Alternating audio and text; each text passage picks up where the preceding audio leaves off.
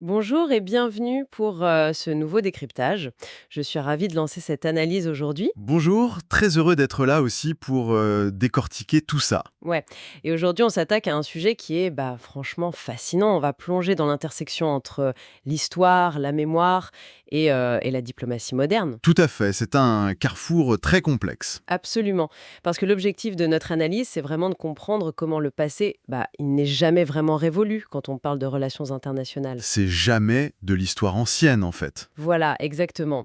Et pour ça, on va se baser sur une source bien précise. C'est un document qui s'intitule La diplomatie de la mémoire, réconciliation franco-algérienne et réparation historique. Un texte très très riche. Oh que oui. Et ce document, il détaille une rencontre au sommet très récente entre la France et l'Algérie. Et ça nous montre bien que la diplomatie, c'est pas juste des poignées de main polies devant les caméras, quoi. Ah non, c'est souvent beaucoup plus rugueux que ça en coulisses, hein. Ouais, c'est presque comme une partie d'échecs en fait, où même le choix du calendrier devient une pièce maîtresse sur l'échiquier. Absolument. Mais juste avant d'entrer dans les détails de cette rencontre, je pense qu'il est vraiment crucial de poser un cadre très clair pour notre audience. Oui, très bonne idée, vas-y. Parce que le document qu'on analyse aujourd'hui, bon, il présente un point de vue très spécifique. C'est une lecture qui est très chargée politiquement sur l'histoire coloniale et les relations bilatérales entre les deux pays. D'accord, ouais. Donc, il faut bien garder en tête que notre but ici, c'est pas de prendre parti ou de valider cette vision. On est vraiment là pour disséquer la mécanique de ce récit diplomatique de manière complètement neutre. C'est super important de le rappeler, oui. On observe le mécanisme, on ne juge pas le fond. Exactement. On s'en tient aux faits rapportés par la source et à la façon dont l'auteur les interprète. Super. Bon, le décor est planté, on va pouvoir entrer dans le vif du sujet. Et pour commencer, il faut vraiment qu'on parle de l'ambiance de cette fameuse rencontre à Alger. Ah oui, une ambiance et surtout le casting. C'est ça. Parce que d'un côté, on a une délégation française qui arrive avec, selon la source, un message de trêve. Une démarche d'apaisement envoyée par le président Macron. Un message très institutionnel, très classique, quoi. Voilà. Et pour porter ce message, on a Alice Ruffo. Elle est ministre déléguée chargée des anciens combattants et de la mémoire. Et elle est accompagnée par Stéphane Romaté, qui est l'ambassadeur de France. Donc une configuration diplomatique et civile, somme toute, très standard. Oh ouais, très standard. Mais c'est là que ça devient fou. Parce que face à eux, pour la réception de ce message, Le contraste est énorme. c'est brutal. Le président algérien Abdelmadjid Tebboune, il n'a pas juste envoyé quelques diplomates en costume. La source nous dit qu'il y a une présence étatique et surtout militaire qui est massive. C'est même une asymétrie totale, en fait. Totalement. Parce qu'on y trouve des hauts ministres, bon ça, ok, genre Brahim Merad, Ahmed Attaf, et des conseillers comme Amar Abba. Ce qui reste dans le domaine du prévisible. Ouais. Mais il y a surtout, et c'est là que le texte insiste, les plus hauts gradés de l'armée.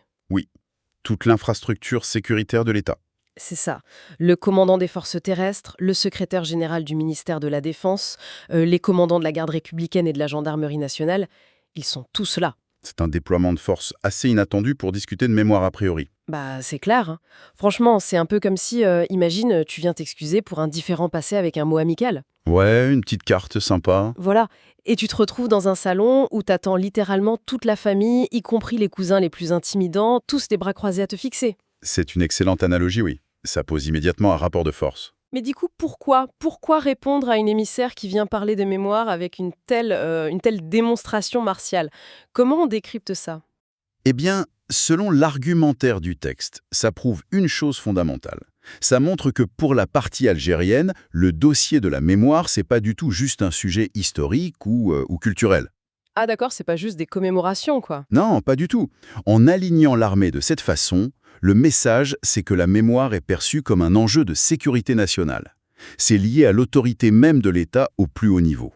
Donc en gros, on vient dire aux Français, ce sujet, c'est la base de notre souveraineté.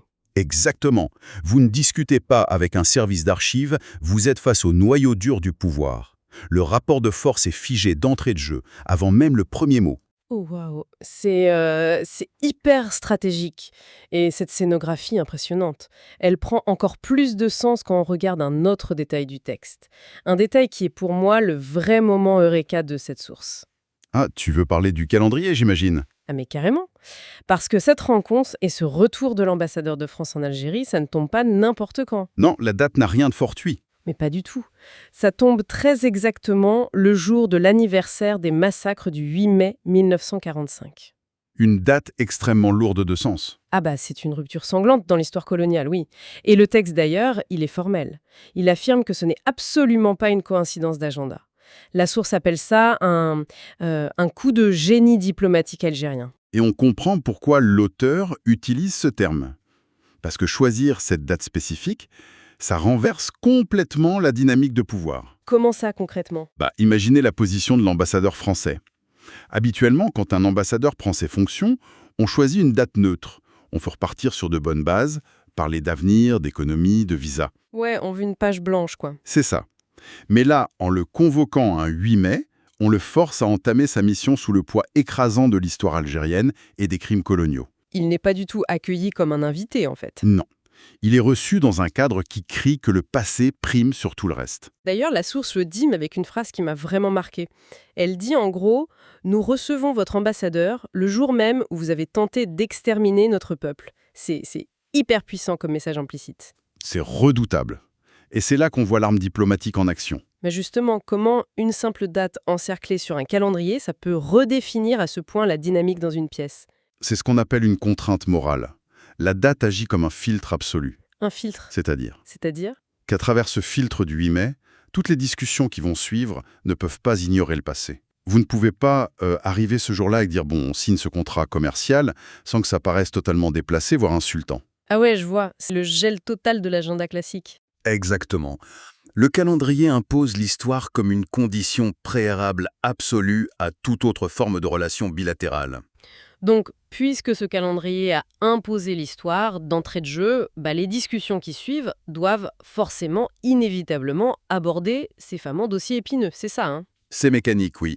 La délégation française ne peut pas se soustraire à ces sujets-là. Et la source, elle liste d'ailleurs très précisément ces dossiers incontournables.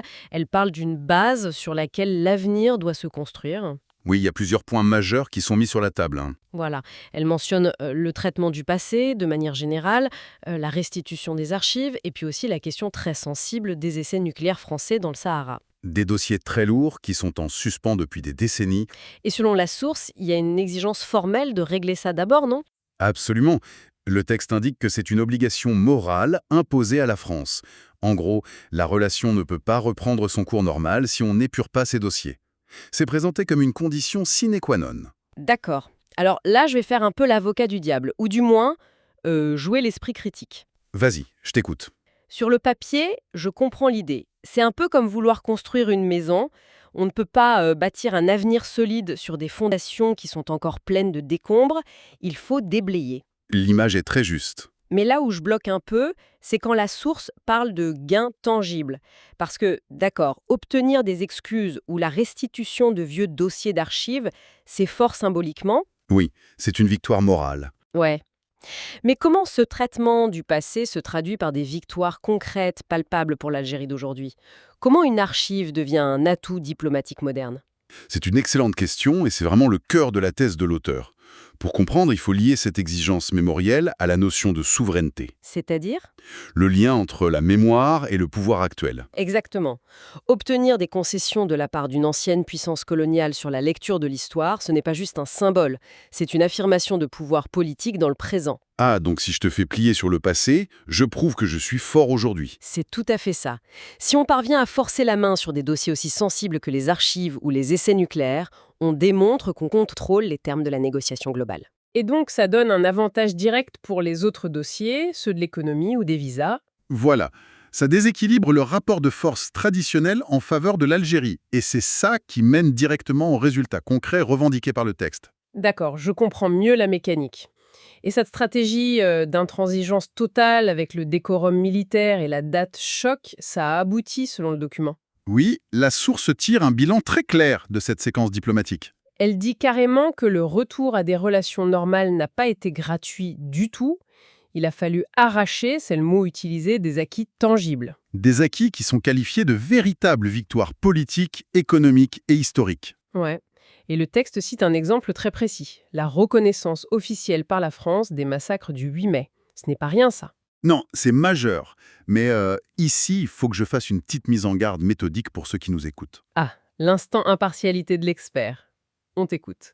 Toujours, c'est important. Ce récit de victoire arrachée et de concession, c'est vraiment la lecture faite par la source elle-même. C'est son interprétation de la séquence. Bien sûr, c'est le point de vue du texte qu'on décortique. Mais en analysant ce discours avec objectivité, on comprend très bien comment l'Algérie, selon cet auteur, perçoit sa propre stratégie. Et comment elle l'aperçoit du coup? Comme un rapport de force où la reconnaissance historique est littéralement traitée avec la même valeur d'échange qu'un accord économique ou commercial. C'est une monnaie forte. C'est fascinant. Donc, si je résume l'équation qui nous est présentée par ce document, on prend un calendrier symbolique ultra chargé, on y ajoute une mise en scène militaire impressionnante, Ouais. et la somme de ça, ça donne des concessions politiques concrètes. C'est bien ça la mécanique de cette diplomatie de la mémoire dont parle le texte. C'est le résumé parfait. Le texte illustre brillamment que la mémoire dans ce contexte précis, c'est pas un concept abstrait réservé aux historiens dans des bibliothèques. Non, c'est vraiment une arme sur la table. Une monnaie d'échange active, très puissante dans les négociations internationales. Franchement, c'est une lecture qui bouscule pas mal nos idées reçues sur la diplomatie et ça nous amène naturellement à faire un peu la synthèse globale de nos découvertes d'aujourd'hui. Je crois qu'on a fait le tour des arguments principaux de la source, oui. Et ce qu'on retient, c'est que la diplomatie qui est révélée par ce texte, elle va bien au-delà des simples discours polis ou des communiqués de presse lisses. Elle est dans les actes et dans la forme. Voilà.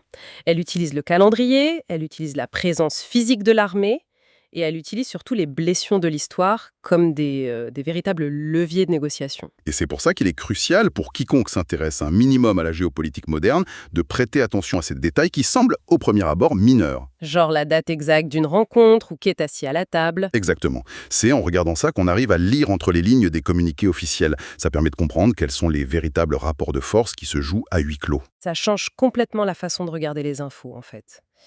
Et ça m'amène à une dernière réflexion, un peu provocatrice, pour clôturer ce décryptage. Oh, j'aime bien ça, vas-y. Si une seule date sur un calendrier, comme on l'a vu avec le 8 mai, peut à ce point obliger une ancienne puissance coloniale à rendre des comptes et à faire des concessions politiques, Oui. eh bien, je me demande quels autres grands anniversaires historiques à travers le monde dictent aujourd'hui les règles du jeu. C'est une excellente question. Parce qu'il y a plein de dates tragiques, que ce soit célébrées ou totalement passées sous silence, qui doivent secrètement servir d'armes de coercition dans les négociations actuelles. Des traumatismes qui influencent peut-être, aujourd'hui même, les grands alignements géopolitiques de demain. Je suis convaincu que c'est le cas. Les fantômes du passé sont souvent assis à la table des négociations, même si on ne les voit pas sur la photo officielle. C'est une pensée assez vertigineuse pour terminer, je trouve. La prochaine fois qu'on verra un sommet bilatéral, je crois qu'on regardera tous la date sur nos téléphones en se posant des questions. C'est certain. La diplomatie ne se lit pas qu'à travers les mots. Merci beaucoup pour cette analyse poussée. C'était un plaisir de décortiquer tout ça. Et merci à tous ceux qui nous ont écoutés. On se retrouve très vite pour un prochain sujet. Merci, à très bientôt.